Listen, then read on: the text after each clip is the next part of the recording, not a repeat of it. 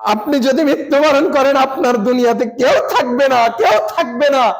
দুনিয়া দুনিয়ার স্থানে চলতেই থাকবে। আপনার স্থানে আপনাকে চলে যেতে হবে। আপনার সেই প্রশ্নগুলোর উত্তর দিতে পারলেন না, তখন আপনাকে আপনাকে নিয়ে যাওয়া হবে সেই কবরে শাস্তি ভোগ করতে করতে সেই কিয়ামত পর্যন্ত, যতদিন না কিয়ামত সংগঠিত হয়। কিয়ামত সংগঠিত হলে আপনাকে বের করে নিয়ে আসবে। অকাল ইনসানু মা লাহা, মানুষজন বলবে কি হচ্ছে, কি হচ্ছে, হায় আফসোস, কি হচ্ছে। আল কারিয়া তুমাল কারিয়া ওমা আদরাকা মাল কারিয়া, কি হচ্ছে। মানুষজন বলবে এত বিকট আওয়াজ, কি হচ্ছে। আর যারা সেই উত্তরগুলো দিতে পারবে, তাদের জন্য সেই সুসজ্জিত বিছানা থাকবে, তাদের এক ঘুমেই চলে যাবে সেই কিয়ামত পর্যন্ত।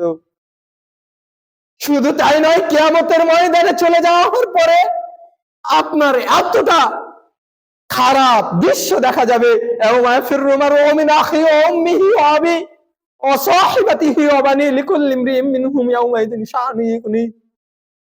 এমন এক ভয়ঙ্কর পরিস্থিতি চলে আসবে, যেই দুনিয়াতে ছেলে নিয়ে বড়াই করতেন, যেই দুনিয়াতে স্ত্রী নিয়ে বড়াই করতেন, যেই দুনিয়াতে আপনার আত্মীয় স্বজন নিয়ে বড়াই করতেন, সেই দিন একটা নেকির জন্য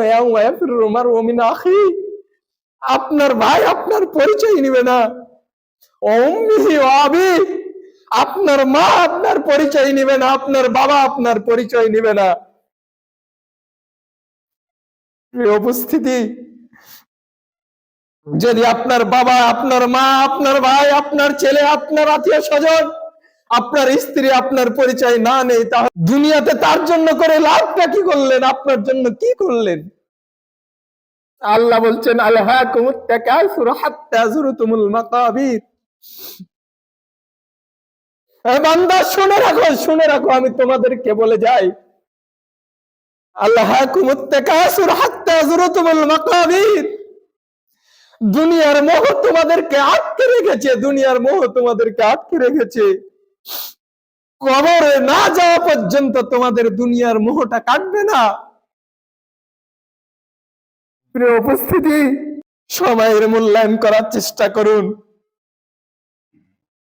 আপনাকে যখন সময় দেওয়া হয়েছে সন্ধ্যার সময়, ওয়াইদা আসবাহতা ফালা তানতাজিরুস সাবাহ ওয়াইদা আমসাইতা ফালা তানতাজিরুল মাসা, আপনাকে যখন সময় দেওয়া হয়েছে সন্ধ্যার সময় উপনীত হয়েছেন, এই সন্ধ্যার সময় আল্লাহর সিজদায় কাটান।